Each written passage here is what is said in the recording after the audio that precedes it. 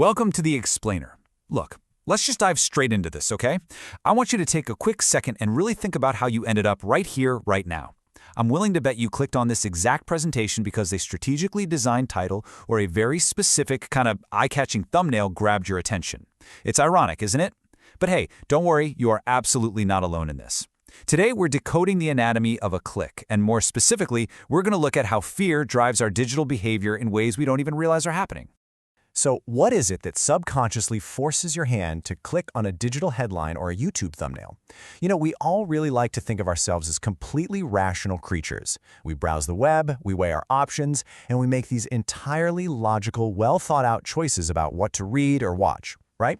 Well, actually, scratch that. The reality is way more biological than that. The truth is, there are these invisible, deeply evolutionary forces pulling the strings behind almost every single click you make. The answer to why we click lies in a, honestly staggering number, 63%. Let me put that into perspective for you.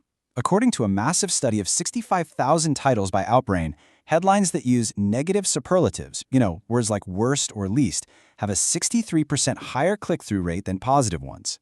And get this, the positive superlatives, like best or greatest, they actually perform 29% worse. No way, right? But why? Well, because negative words tap right into our insecurities in an incredibly powerful way. We are literally biologically hardwired to pay attention when someone says, "Stop doing this," or "the worst mistake you can make." You can actually see this psychology at play in the real world of content creation every single day. There was this recent analysis of 346 thumbnails by a creator on Reddit, and it revealed the literal blueprint for hacking our attention. They found that solid colors, boring, but a red gradient background, that is a real game changer. It triggers deep, subconscious urgency and alert signals, basically acting just like a stop sign in your brain. They also found that putting a human face on the thumbnail captures our emotion instantly. But the real secret weapon here, using just 2 to 4 words as a hook, specifically focusing on a negative or risk angle. Think of phrases like "big mistake" or "I regret this." The whole goal is to open a curiosity gap that your brain just desperately wants to close by clicking to find the answer. Okay, so why do these negative hooks work so flawlessly every time? Let's move over to the academic theory that explains the whole shebang. It's a concept called loss aversion. It was first identified back in 1979 by Nobel Prize-winning psychologists Daniel Kahneman and Amos Tversky. Basically, loss aversion is a cognitive bias where the emotional impact of losing something is significantly more powerful than the pleasure of gaining something equivalent. In fact, behavioral economists have found that we feel losses roughly twice as strongly as we feel equivalent gains. Think about it. The pain of losing a $50 bill hurts way, way more than the joy of finding $50 on the sidewalk. Picture this. You're faced with 2 distinct scenarios. In the first one, you have a 100% guaranteed chance to gain $1,500 in cash. Safe, easy, a total no-brainer, right? But in the second scenario, there's a 50% chance you'll lose $1,000 in cash. When researchers actually ran this exact experiment, the vast majority of people overwhelmingly chose the guaranteed safe bet for the gains. But when they were faced with guaranteed losses versus a risky chance to avoid the loss entirely, people suddenly turned into huge risk takers. We will literally gamble wildly just to avoid the awful feeling of losing. Now, I want to be clear. This isn't just some internet folklore or a neat trick. This is deeply researched behavioral economics. Academic papers, like this one published by Atlantis Press, that details the impact of loss aversion on marketing, have been dissecting this phenomenon for decades. This bias is so universally human that entire industries, especially marketing and advertising, have essentially built their entire playbooks around our biological fear of missing out and losing what we already have.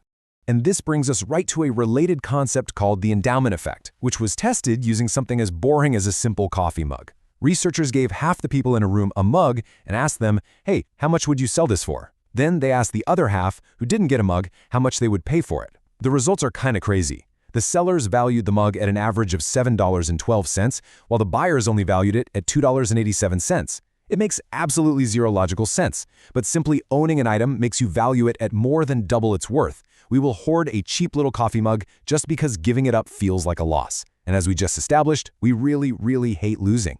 Now let's just take a step back for a second and think about what loss actually feels like physically.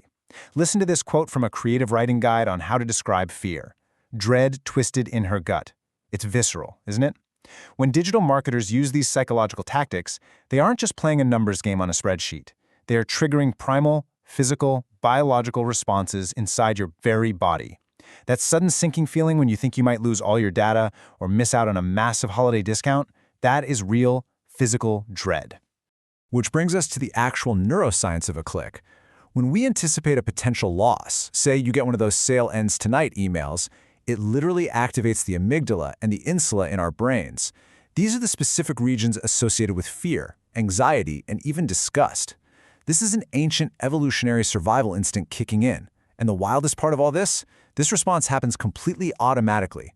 Your brain is releasing stress signals and practically pushing your finger to click that mouse, often way before your conscious logical reasoning has even had a single chance to process what's going on. So how easily is this biological quirk weaponized against us? Well, think about 3 trials. They give you premium features for 30 days specifically to create that endowment effect we just talked about.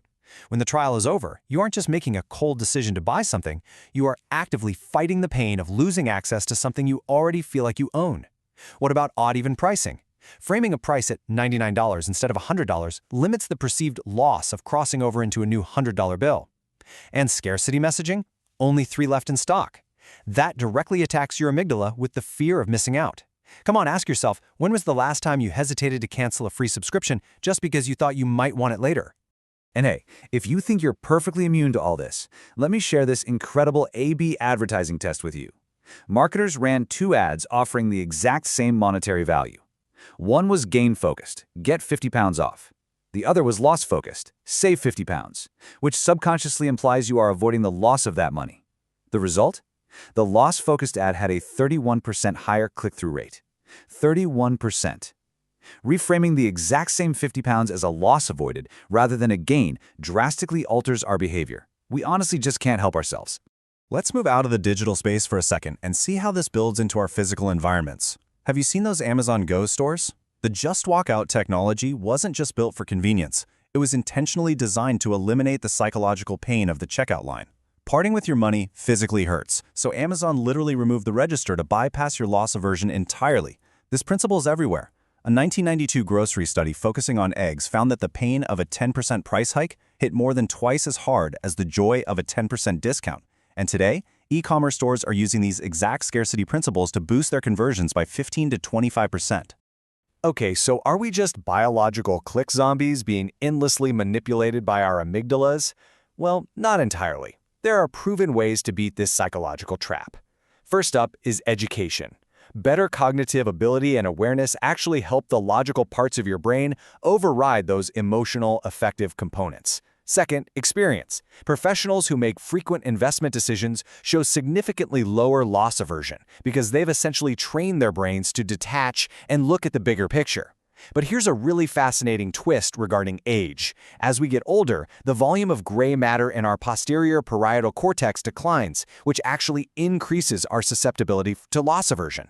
So staying cognitively active is quite literally a biological defense mechanism against these marketing traps. So we've seen how negative superlatives, red gradients, and free trials perfectly exploit our deeply wired evolutionary fear of losing.